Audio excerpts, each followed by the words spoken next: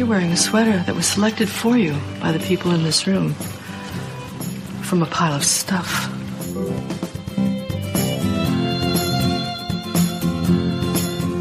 Give me a full ballerina skirt and a hint of saloon, and I'm on board.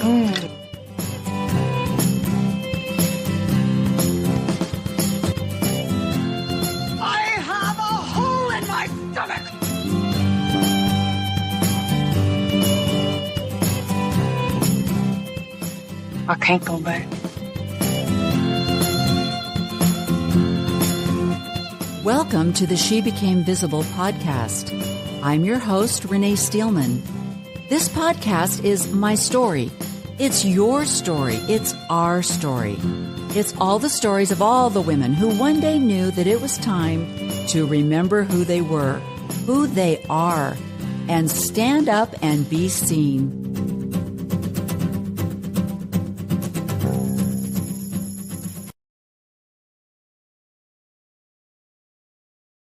Welcome to She Became Visible. It is February 20th, 2025, and I am bringing to you today a preview of coming attractions because I have a podcast scheduled for next week, February 26th.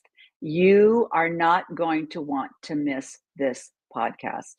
And I wanted to give you a heads up, a save the date if you wish, to put this on your calendar to be sure and watch. And I want you to know that I am appealing today to the evangelical world, to the Christian world, to the religious world, and the especially ex-Mormon world. And the reason I am doing that is because in April, around Easter, a fabulous docuseries is going to be released called The Religion Business. And Nathan Apfel, who is the creator of this docuseries, has agreed to be on a podcast to help me tell the world about his docuseries that's coming up. So what I wanted to do is give you a preview of what's coming up and introduce you to Nathan. And my co-host for the day is going to be Dr. Randall Bell, and I will introduce you to him in a few minutes. But these two men are absolutely concentrating and devoting their lives to bring information to the world about the fraud and the misuse of beautiful, wonderful funds and donations that are given to religions, with the idea that this money is being used for charitable purposes to bring peace and love and kindness to the world and help to those who need the help. And what we're finding is, or what they're finding and what I'm being made aware of, is that these funds are being used for anything but. And the reason I wanted to specifically bring this to attention to my Mormon world is, and I hope that I will not be offending anyone, but what I have found in my 4 years of being an ex-Mormon, I resigned my membership about 4 years ago. And what I have found being deeply entrenched in the ex-Mormon world is that ex-Mormons will blame and classify Mormons as living in a bubble. Not being aware of what's going on, lacking in critical thinking skills. But what I have also found in the ex-Mormon world is there is also a bubble that the ex-Mormon people seem to live in for a while that does not take them out into the world to find out and to recognize that there are a lot of similarities to all of the denominations, all of the people in the world who have left high demand religions or have also found themselves giving to charitable organizations that they thought were doing excellent and wonderful things, only to find out that most of the money that their hard-earned donations went to were administrative costs or huge salaries or things like that. Now, please do not confuse this with what's going on in the political world. I'm not getting into that. I am strictly talking about beautiful money that is given by beautiful people to charitable organizations with the mindset that number one, it is a commandment from God, and that number two, they will be blessed for doing so. And the devastation when they find out that these funds are not being used appropriately. And as I mentioned in my podcast last week, one of the things that the Mormon Church has going for it in the fraud department is the centralization of the authority of the church. It doesn't break its denominations out into separate categories. Every church that you see with the Church of Jesus Christ of Latter-day Saints sign on it, everything that goes on there is funneled back to Salt Lake City. And there is a power and a hierarchy that only allows each congregation to do what's been correlated and formatted for them to do. And it is all regulated and strictly adhered to by handbooks and by the people in authority in Salt Lake. So it's an interesting setup. Seems to be working well, and we'll get into that. But so my reason is I want to make you aware of this fabulous podcast that I have coming up next week. And honestly, I'm a little bit surprised because I reached out to a number of very well-known podcast people, asking them if they wanted to participate in this idea and interviewing Nathan, and no one was interested. And I think that says a lot. I think that is a big tell for how isolated ex-Mormons can get, where they don't even want to know what's going on with other denominations or the Christian religion business outside of the Mormon Church. So I'm thrilled. I'm just so excited I can hardly stand it. So let's get started. Jesus Incorporated. Now, many of you who read the Bible, and I think, this is my own opinion, but I think in the Mormon Church for many, many, many years, probably 200 and over 245 years, the people in the LDS Church were not encouraged to read the Bible. The way that the learning is structured is they will take the four main scriptures that we use: Book of Mormon, Doctrine and Covenants, Old Testament, and New Testament. They take these books and they divide them up. So one year you'll study the Book of Mormon, the next year Doctrine and Covenants, the next year the Old Testament, the next year the New Testament. And so it's not that they weren't studied, but the idea of reading your Bible every day and relearning the stories and the messages that are sent were not as emphasized as reading the Book of Mormon, in spite of whichever book the church was highlighting that year for teaching in the Sunday school program. You were still encouraged to read your Book of Mormon every single day. And most of the talks that were given in General Conference, which is a conference that is held from Salt Lake every 6 months, broadcast to the world from Salt Lake, and the general authorities, the First Presidency, and the 12 apostles, and a few other men are asked to speak at those conferences. Very few women, maybe two at each conference, maybe three if we're lucky. And that's not including prayer.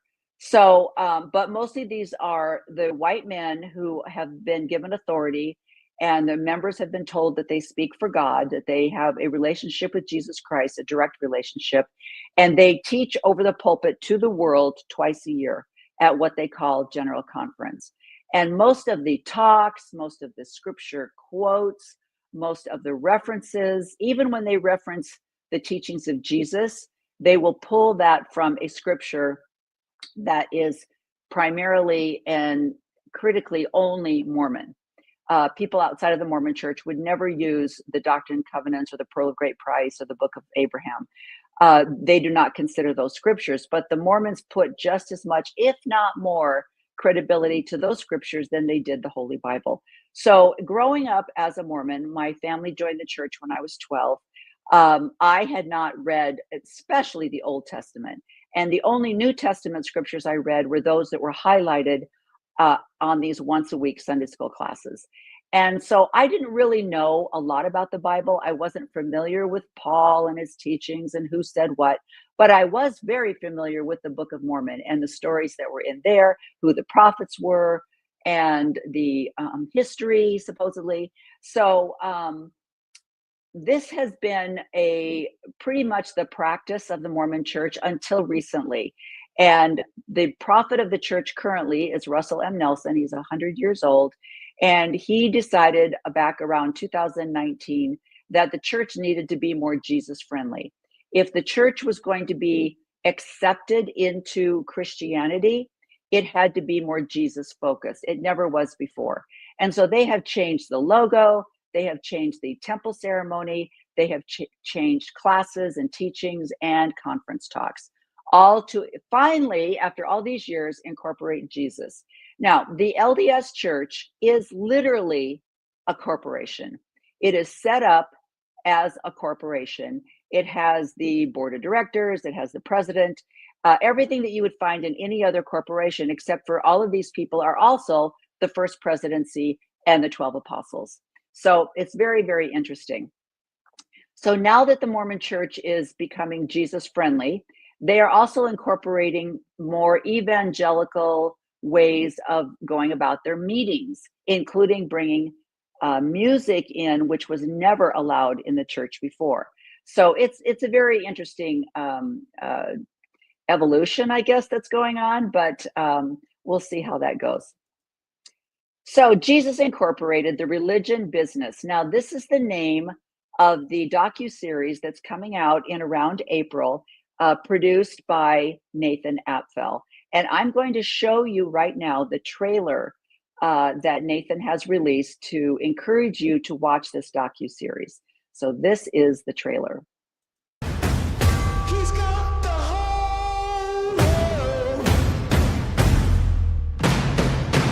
From an investigator standpoint, you're looking at what drives this machine. And what drives a machine so often is tithes. Tithing is a test. He gave his son, and you want to argue about 10%. We've got about 1.8 million nonprofits registered with the IRS today. Over $4 trillion in assets. You have the for-profit world, you have the nonprofit world, and inside that nonprofit world, you have religious nonprofits or churches. How do you stop people from taking the money out of the organization to the people who are controlling it? Greetings, Father. I've come to request an indulgence for my mother. Within the church, is tithing voluntary or is it compulsory? Does a 990 tell you how much equipment they have? They have $111 million worth of aircraft. We do not want this church or any other church destroyed or intimidated by the government. Yo, buddy. Got a text message from a mega church pastor out of Minnesota. Mac would be interested in sitting down with us and having a conversation. That's huge. We'll drop everything and fly up to him. The informant brought revival capital of the world to our attention. They have an estimated net assets of $265 billion. I have a question for you, actually. No, we're not going to answer your question. No, my question is... No, you answer our question. Where is Wisdom Heights? See, I need to go. Whoa, did you just flash your gun? Hey, Lauren. We might be having a rescue. She needs safety for the daughter. The daughter is not safe. So people are donating, and it's going to silence a rapist. Did he have HIV? I'm pushing away. I mean, I'm trying to hold on to my dress. He told me not to tell anyone, especially my husband. Hi, my name is Nathan Apfel. I just had questions pertaining to housing allowance and also his salary. And then also, we heard that was ordained and also takes a housing allowance. How was the sermon? You are being detained. Separation of church and state is just a recipe for churches to be a potential for fraud.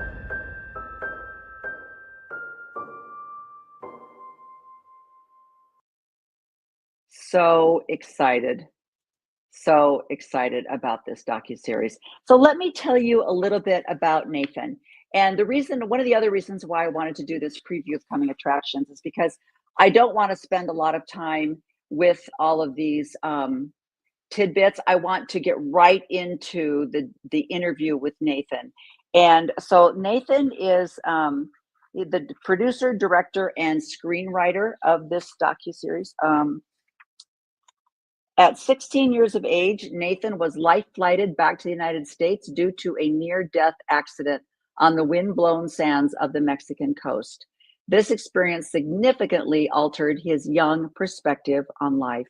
Today, he dreams to see a world where story is honest and personal, connecting now often distant human relationships together through adventure, humor, and human struggle. 15 years ago, after a year of doctor's visits and brain scans, a healed Nathan took every possible opportunity to travel the globe with was at first a small consumer camcorder and laptop. Over the years, his editing techniques, eye for composition, concept of story crafting, and willingness to put himself in sometimes precarious situations culminated in a series of action sports films and TV shows. Today, as a writer and director of over 15 years of experience, Nathan has yet to slow down. He has gotten Best Original Score and Best nomination at X Dance, 2 Emmy wins for the TV show Fins, produced by Ira Opper, and multiple global edit and cinematography awards are just the tipping point. His context has been seen globally by over 150 million people on Fox, Fuel TV, Netflix, Hulu, and countless webs and local TV outlets. Nathan also has a heart for people in need. He dedicated his limited time, equipment, and team to work on gratis documentaries for NGOs that work in rural mountainous regions of Central and South America. His present and future endeavors have spread from action sports to a more broad storytelling arena. And so that just tells you how absolutely qualified Nathan is for what he's doing. And you can tell that in that trailer, can't you? You can see the expertise that Nathan has. So you might want to, let me go back for just a second. I'm going to skip past this and I'm going to go back to this. So this is Nathan Apfel. And this is a picture of when he was standing outside Ed Young's church in Texas. And I think it's called Greystone. I have slipped my mind here. But he's simply saying, Ed, what's your housing allowance today? How much is Pastor Ed making? He's actually just asking for transparency. And so he was arrested for this, for just standing in front of the church and asking for transparency. Now, the Mormon Church has gone through the same thing a year or so ago, where people began to ask for transparency. So I'm going to be comparing what Nathan is doing in the evangelical world with what Mormons began doing in the Mormon world, as far as asking the church to be more transparent with their finances and with where these beautiful donations go. Now, this bottom picture is a picture from the Widow's Mite website, and it is a picture of, not a picture, but a rendering of a widow putting her last few pennies into a donation. And this is what I'm talking about. This is what I wanted to concentrate on. So just to go back to a slide. So you might be asking yourself, she became visible. Why is Renee, with her description of what her website, or what her podcast rather, is dedicated to, why is she talking about money and transparency and financial donations when she's supposed to be talking about women and their struggles to become visible, to become autonomous? This is the reason. Women in church. The Mormon Church has a gender imbalance problem. Today, there are 150 women to every 100 men. Given the church culture being what it is, why do you believe women find it so attractive? That is the question. There are more women than men in the Mormon Church holding membership records. Why is that? And what's ironic about that is that women have no authority, cannot hold any positions of authority in the church, and are under a patriarchal system where they are not allowed to do anything unless asked for by a man. So you would think this would be contrary to what a woman would want. So why are there more women in the church? And this study, this was a question that was asked. Now, this is a study that was done by BYU Religious Studies Center, I can hardly read that, Religiosity of Mormon Men and Women Through the Life Cycles. And so this study went through and talked about where people were when they were single, where they were first married, when they started having children, when they became empty nesters, and when they were retired, and statistically looking at how religious the people were in the Mormon church. And so one of the things they said was religious devotion and social influences. Some types of Americans are, on the average, more religious than others. Belief in Christ, for example, is higher among women than men. Older people, in contrast to younger people living in the South, non-whites, and people with less education and income. Among members of different denominations, Latter-day Saints have a relatively high level of religiosity. And then he quotes where those studies came for, the statistics, as do conservative Protestants, such as Southern Baptists, Pentecostals, and Assembly of God members. The so-called mainline Protestants have lower levels of religious devotion. Catholics have declined significantly since the 1960s. Jews are considerably lower than most other Americans in both church attendance and belief in life after death. Another interesting finding is that less educated people in the United States are typically more religious than better educated people, while the opposite is true in Britain. Latter-day Saints with at least a college education are, on the average, more religious than those with less education. From a sociological point of view, the experiences of being a man or a woman are among the most significant in any person's life. Among Latter-day Saints, the experience of men and women are quite different and have significant impact on the way they feel and worship. This is true in part because men hold the priesthood and because the LDS Church is organized with lay priesthood leadership. We therefore first investigate gender differences in religious devotion among Latter-day Saints. And so this is kind of an introduction.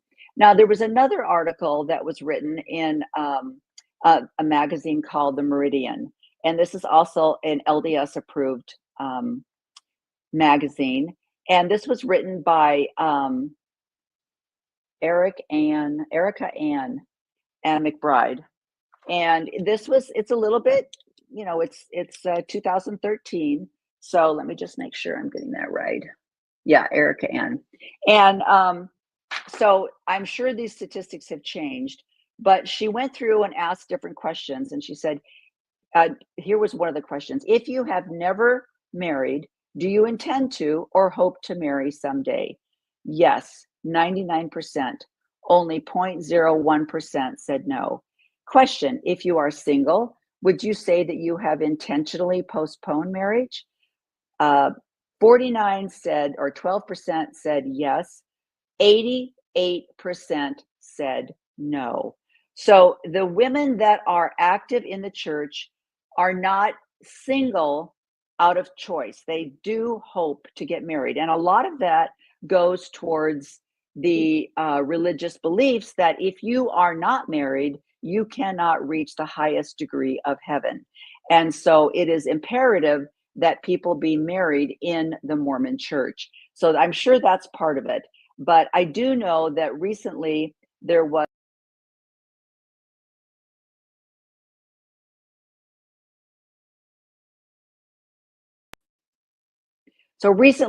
a singles event held in, I think, California, and there were quite a few more women there than there were men.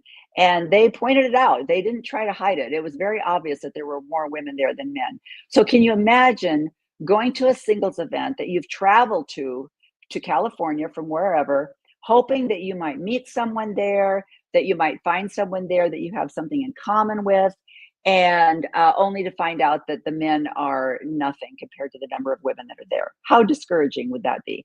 So this is a problem. This is definitely a problem. And so, of course, the general authorities are encouraging men to get married, but the women are also making very intellectual choices about maybe when they get married and who they married, which I'm sure is making a little bit of difference here. So again, so we're going to be talking about Nathan. Now, I also want to introduce you to Dr. Randall Bell, because Randall Bell is going to be joining me as co-host on this podcast next week.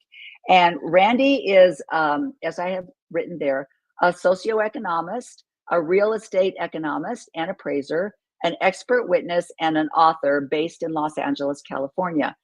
Dr. Bell is an expert on real estate damages. He authored a highly referenced textbook on the subject and was called Dr. Disaster. Dr. Bell's notable cases include Nicole Brown Simpson's Los Angeles condominium, the mansion where 39 Heaven's Gate members died of suicide, the JonBenét Ramsey house in Colorado, the World Trade Center site, and properties damaged in the Rodney King riots and by Hurricane Katrina. So whenever there is some kind of a disaster, Dr. Bell will go in and evaluate how that disaster is affecting the real estate and the economics in that area. So he also has a book coming out that will be relating very well to what Nathan is doing in this docuseries. And so that's why Dr. Bell has so kindly agreed to co-host with me next week. And I'm just so excited. So that tells you a little bit about who's going to be on there and how the conversation is going to go. Let me give you an example of what Nathan has gone through. This, a filmmaker getting arrested at a church while trying to uncover financial secrets. Yep, that's what happened to Nathan Apfel on October 20th at Ed Young's Fellowship Church in Grapevine, Texas. Nathan Apfel, who's working on a docuseries called The Religion Business, was trying to get some answers about Pastor Ed Young's housing allowance and salary. Instead, he got charged with criminal trespass and spent the night in the Grapevine Detention Center. He posted a $500 bond and was released the next day. Dave Clark, a pastor at the megachurch, claimed that Apfel has a history of disruptive behavior at churches nationwide.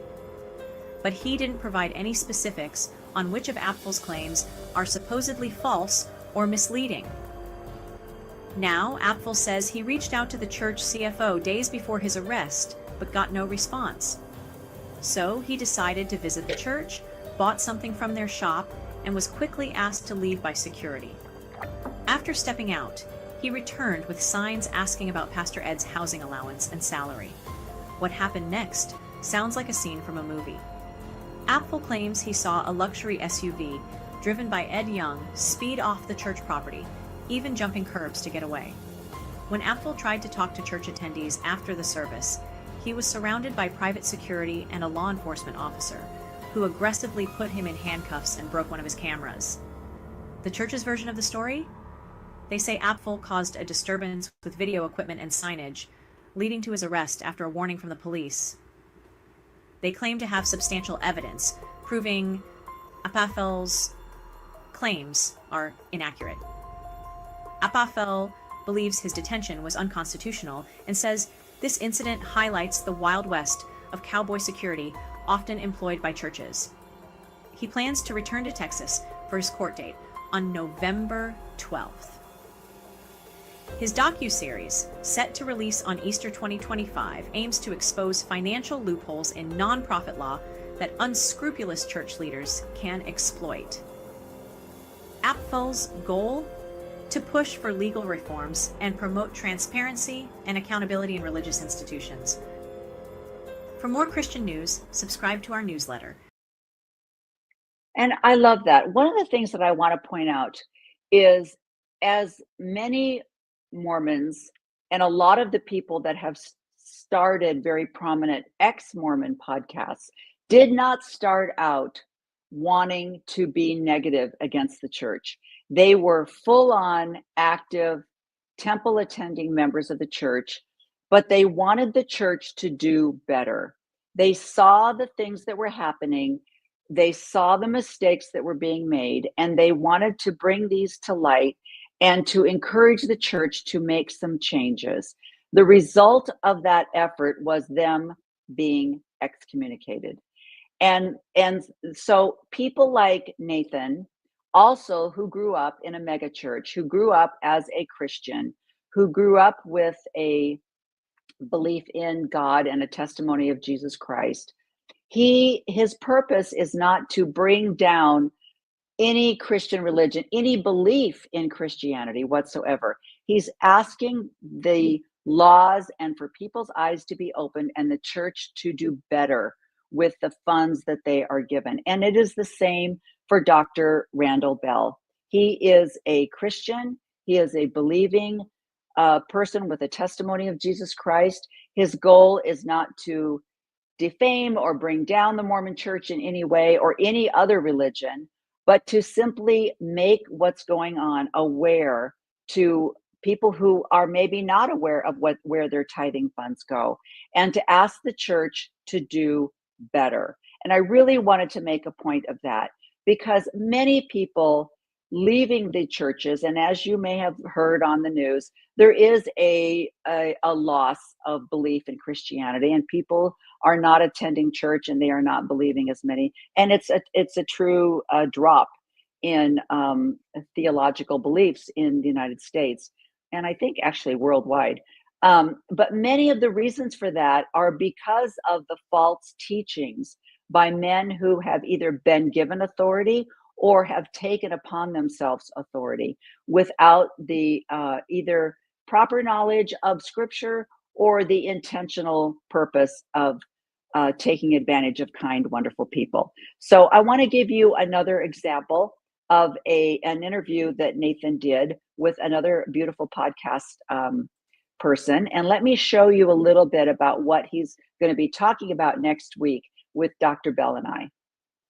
It's under attack, and it's the only thing that is like allowed to be dissected or ridiculed or whatever, but obviously that's not true. Churches are literal authoritarian structure. All the power sits in a select few hands. So about 890 billion with a B flushes into the Christian sector every year by individual donors.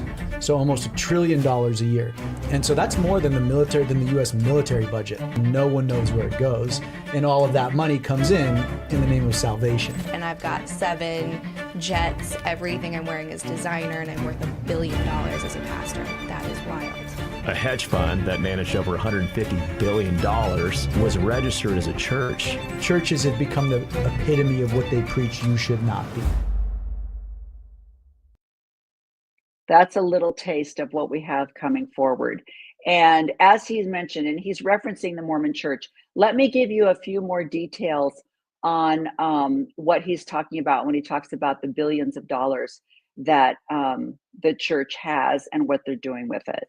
The Church of Jesus Christ of Latter-day Saints and its investment arm will pay a fine totaling $5 million for failing to disclose investment holdings. The Securities and Exchange Commission announced the settlement today. Fox 13 News investigative reporter Nate Carlisle has been following the investigation into church finances. These charges from the SEC accuse the Church of Jesus Christ of Latter-day Saints and its leaders of spending years hiding investments from the public. That includes stocks purchased with tithing. It's difficult to defend the church's conduct here, that they are not above the eyes of the law. Jeff Schwartz teaches securities law at the University of Utah. He can't find another example of investors hiding portfolios for 20 plus years. And it's also important for the general public to understand who owns America's largest companies, who are the biggest shareholders behind Apple, AT&T, Microsoft. The SEC says the obfuscation began in 1997 when the church created Ensign Peak Advisors to manage $7 billion. By 2018, the last year the church was unforthcoming, the portfolio grew to $32 billion. Ensign Peak had 13 shell companies to keep the assets. I think many active Mormons probably don't care. So, but why should they care? I suppose because it's always good to know where your money is being spent. Ryan McKnight used to lead Truth and Transparency, a whistleblowing organization that was the first to write about the shell companies. Whether it's because we helped push them to it or some other outside force helped push them to it, I think everybody is a winner. Society is a winner. Active Mormons are a winner. The church released a statement saying, in part, the church's senior leadership received and relied upon legal counsel when it approved the use of external companies to make the filings. Ensign Peak handled the mechanics of the filing process. The church's senior leadership never prepared or filed the specific reports at issue. But the SEC charges make clear the church's first presidency approved hiding the assets. The church was concerned publicity would draw negative consequences. The church was worried about public perception if it got out that it controlled so much wealth. Quincy Newell is a religious studies professor and a Mormon historian at Hamilton College. It was precisely that discomfort that people have with religious organizations having a lot of wealth that led the church and its investment advisors at Ensign Peak to pursue the strategy that ultimately led to these charges by the SEC. In 2019, a former employee of Ensign Peak Advisors asked the IRS to investigate whether the church misused its tax-exempt status. The IRS has never commented on such an inquiry. At Temple Square, Nate Carlisle, Fox 13 News, Utah. Okay. So that gives you a little bit of the background on what the LDS Church was doing. And let me remind you of an interview that was done last year on 60 Minutes. There are critics who say this sounds an awful lot like an investment bank and they're not paying taxes. It's not an investment bank. It's the church's treasury. It's the church's cash management. It's the church's bank. They're just holding the assets reserves on behalf of the church as an auxiliary of the church and providing us with those resources that we need in order to operate as a church. Church leaders in the past have spoken about prudent savings. When does prudent become excessive? For the church, I don't know if it's ever becoming excessive because it's all going to be used at some point. We're learning how to use those resources. Again, the totality of the resources right now, again, hasn't always been there. We continue to save and put money aside, and we use it. We will double the humanitarian work again and then again.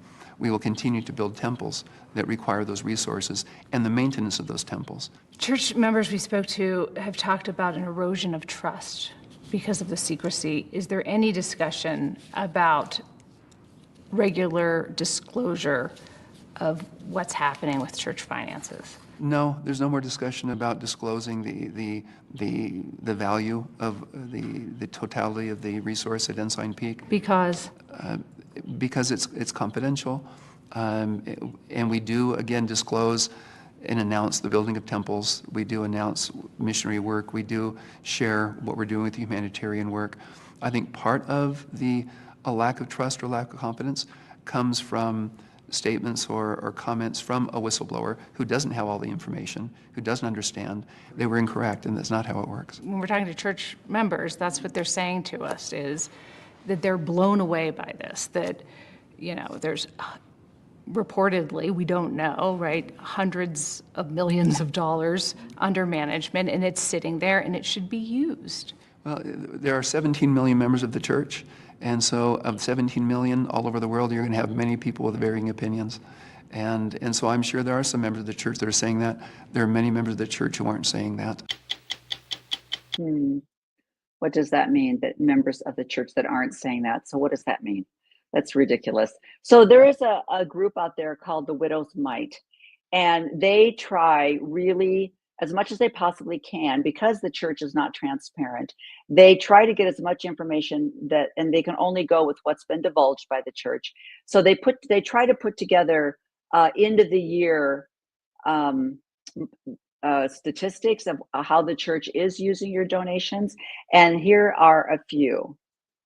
The LDS Church and Ensign Peak Advisors settlement with the SEC. A 2018 report found the LDS Church secretly held $32.7 billion in U.S. stocks in 12 shell companies. The SEC investigated, ultimately agreeing to settle all pending charges against the church and its investment management auxiliary Ensign Peak. Ensign Peak paid a civil penalty of $4 million. The church paid a civil penalty of $1 million. 2 public documents. The SEC closed the matter by issuing 2 related documents, a press release and a cease and desist order. The 9-page order was mutually crafted and agreed upon. As such, the church cannot deny any of the facts or allegations therein. Clues reveal the extent of negotiation over language in the order, such as terminology used for the 12 limited liability companies. While the SEC's press release calls them shell companies, the order calls them clone LLCs. The relevant laws had been in place since the 1970s. Section 13F of the Securities Exchange Act of 1934 was adopted by Congress as part of a series of amendments in 1975. Section 13F requires detailed quarterly disclosure if an institution holds securities worth over $100 million and the firm has discretion, or authority, over buying and selling. The law applies to all institutional shareholders, including nonprofits or charities, such as the church. What was the point of Section 13F? Section 13F addresses several concerns regarding the impact of large institutional funds. These concerns relate to market stability, fairness to all investors, and the interests of companies who issue stocks and bonds. Without regular disclosures from large market participants, the market is less fair and less orderly. Section 13F was designed to create transparency, given the influence and impact of institutional investors. What is a Form 13F? Form 13F enables compliance with Section 13F disclosure law. It requires information about the institution, securities held, investment discretion, other firms involved with decisions, and shareholder voting authority. The SEC's sample form includes the following warning. Attention! Intentional misstatements or omissions of facts constitute federal criminal violations. Ensign Peak used a total of 13 shell companies to file Forms 13F from 2003 to 2019. Shell companies, or shell LLCs, were used to file Forms 13F, so the church could avoid disclosing its securities holdings to the public, as required by law. Ensign Peak had sole discretion, meaning it controlled every investment held in each of the LLCs. Chart graphic, timeline of total U.S. stocks held by Ensign Peak's shell companies. SEC guidance left no wiggle room. Since Ensign Peak controlled what stocks were in each LLC, investment discretion should have been reported as shared with Ensign Peak. Thus, lawful reporting would have defeated their purpose. SEC guidance on Form 13F reporting in 1978 said, if the manager makes all decisions, then of course he has sole investment discretion. If the decision-making can best be described as joint decision-making, then investment discretion should be reported as shared. The shell LLCs were located and staffed for anonymity. Hiring of so-called business managers for the LLCs prioritized secrecy over investment experience. The LLCs were given various addresses to further avoid being connected to Ensign Peak. A total of 20 managers signed Forms 13F for the LLCs, all of whom lived and worked in Utah. None exercised investment discretion.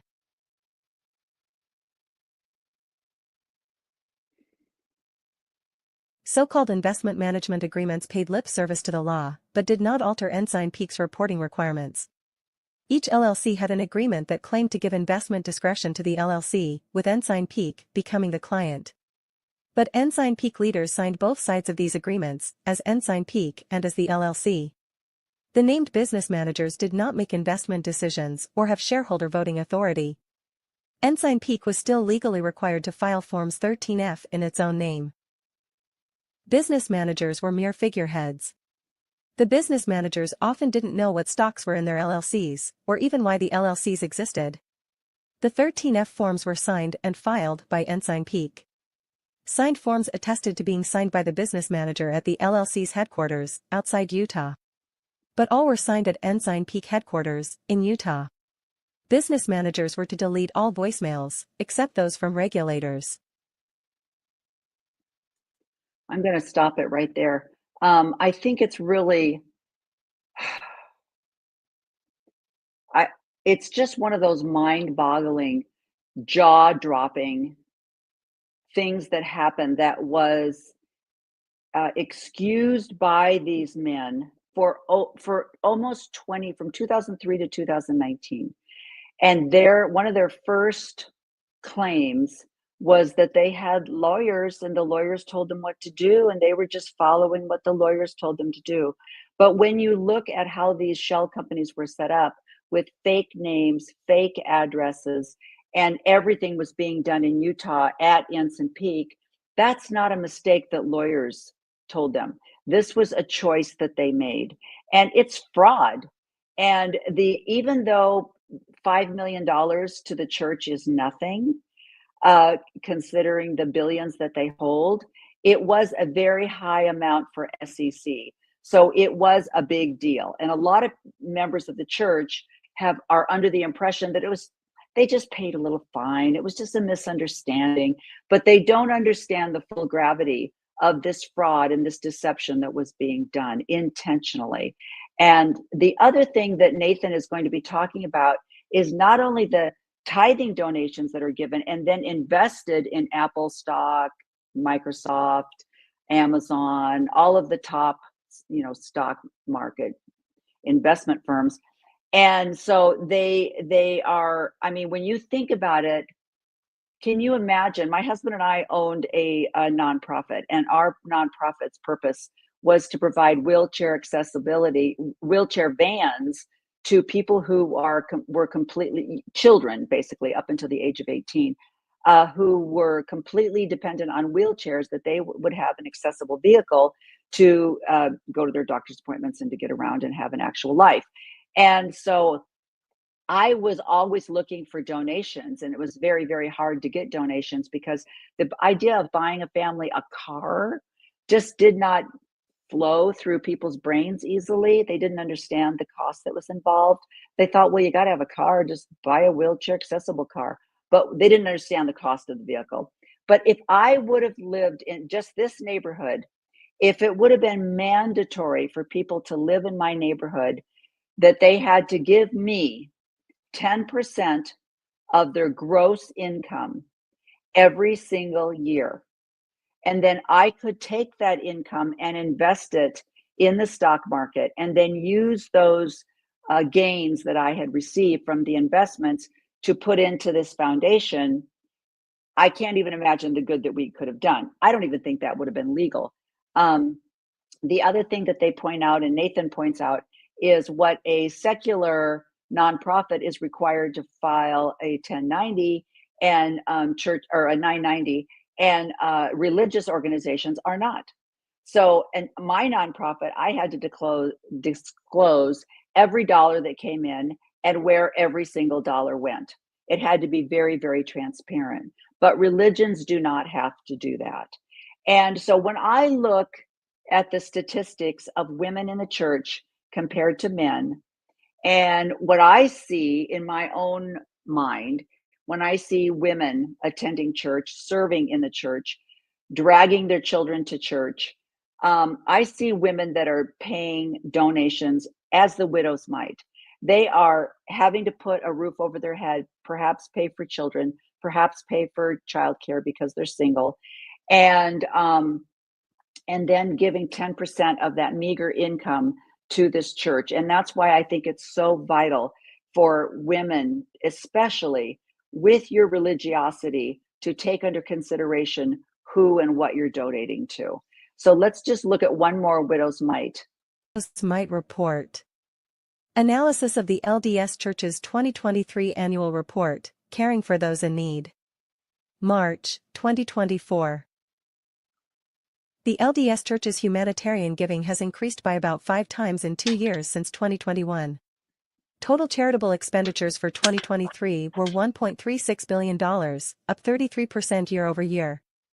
This was an acceleration, compared with the 13% increase in 2022. Most of the increase related to external humanitarian aid, cash and purchased goods, which was given generally, without regard to religious affiliation.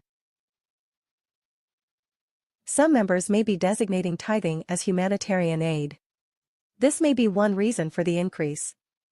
Members in the United Kingdom, for example, donated 80% more to humanitarian aid in 2022 versus 2016, while tithing and fast offerings rose just 10% and 1% over the same time period. It is possible that some members around the world have decided to pay their 10% tithe into the church's humanitarian fund, in an attempt to influence how their tithing is used. The LDS Church doubled its large humanitarian gifts again in 2023. This is not surprising, as the church later committed to this pace of increased giving. Presiding bishopric member, W. Christopher Waddell, said on CBS 60 Minutes, "We will double the humanitarian work again, and then again." This increased pace of external giving serves as a powerful reminder that corporations, including churches, make better decisions when more of their financial dealings are exposed to public examination. Acceleration in the church's humanitarian work was promised in 2022. In May 2022, Elder Kevin Pearson, Utah area president, said that the church would continue to feed the poor and needy of the world at an accelerated rate. In 2023, growth in charitable giving, especially humanitarian aid, did indeed accelerate. These efforts are made possible through collaboration with experienced, high-quality global and local relief partners. Humanitarian aid is tracking 1 year ahead of our forecast model. If trends continue, the LDS Church's humanitarian aid could soon match or surpass amounts spent on member welfare. Will the church tap investment profits to accelerate giving? The opportunity for the LDS Church to further increase its humanitarian work is massive. Our analysis finds that over the past 5 years, 2019 through 2023, for every $1 of church income allocated to global humanitarian aid, the church allocated about $5 to member welfare and about $99 to investments. Okay, I just want to make sure you heard that. $5 to member welfare and $99 to investments. That's how the money was taken. Charitable volunteerism within the church is declining on a per-member basis. This is consistent with other data, which indicates a declining member activity rate and, more recently, a decline in the number of active church members. Perhaps in an effort to stimulate more engagement with humanitarian work, or to encourage members to follow the church's recent example of doing more to help the poor and needy, the 2023 annual report repeatedly prompts members to ask, "What can I do?"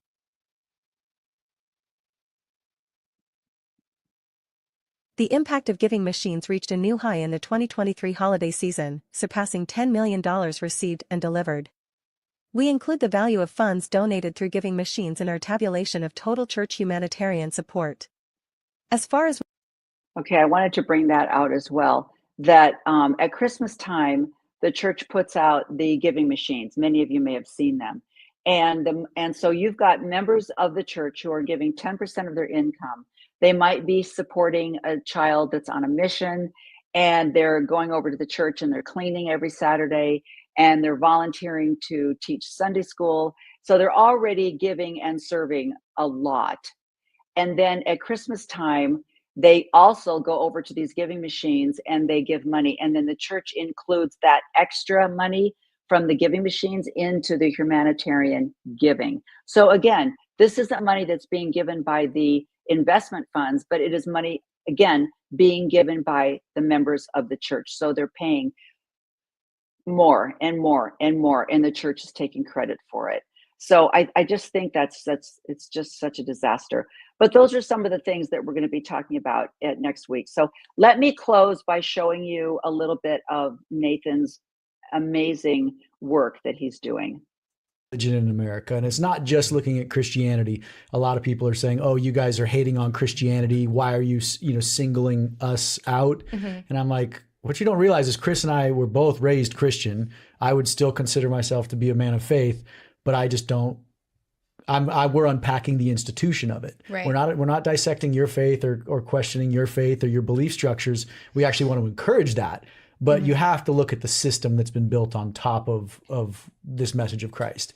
And so we look at the global. So the thing that we've had to do is we had to go back to the bedrock of the institution, which is the tax code, mm-hmm. right? Because we live in a world where my reality is mine, yours is yours, yours is yours, and we can see that as our truth. But like the mega church I was raised in LA is not the Christian experience that a person here in Wilmington might experience, or in, Miami might experience. And so you have to go to the tax codes to understand it. And I could say, oh yeah, my church's budget's $10 million. This is a lot of money. Mm-hmm. It's nothing when you start looking at the scope of Christianity. So about 890 billion with a B flushes into the Christian sector every year by individual donors. So almost $1 trillion a year. In 2025, it's going to eclipse $1 trillion. And so that's more than the US military budget that flushes into the Christian space.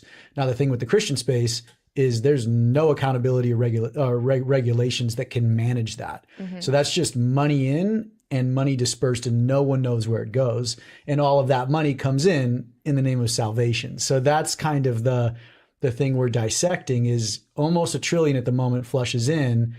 And of that trillion, 53 billion is stolen, straight stolen. So that's someone you give to a church, they take it into the back room, they count it, they walk it to their bank, and they deposit it.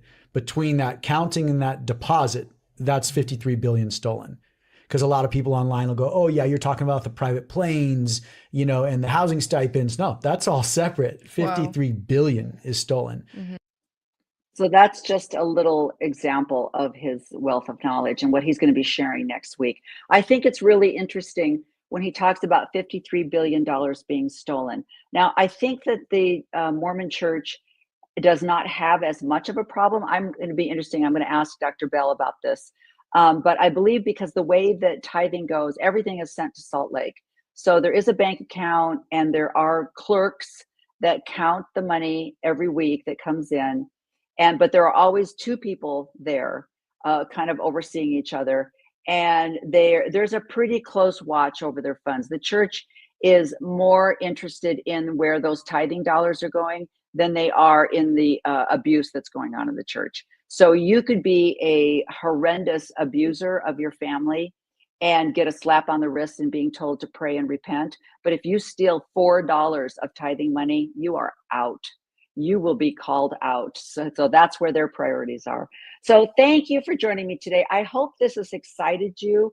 Next February 26th, next Wednesday, 10:30 Pacific Standard Time, 11:30 Mountain Time, She Became Visible. Nathan Apfel will be talking about his docuseries coming out, and Dr. Randy Bell will be my co-host, and I hope so much you will join me. Please like, subscribe, and if you have not shared one of these YouTubes with anyone before, this is the one you need to share. You need to tell your neighbors and your friends about this upcoming YouTube podcast, to tell them and to make them aware of the religion business. Thank you so much for joining me today. Bye-bye.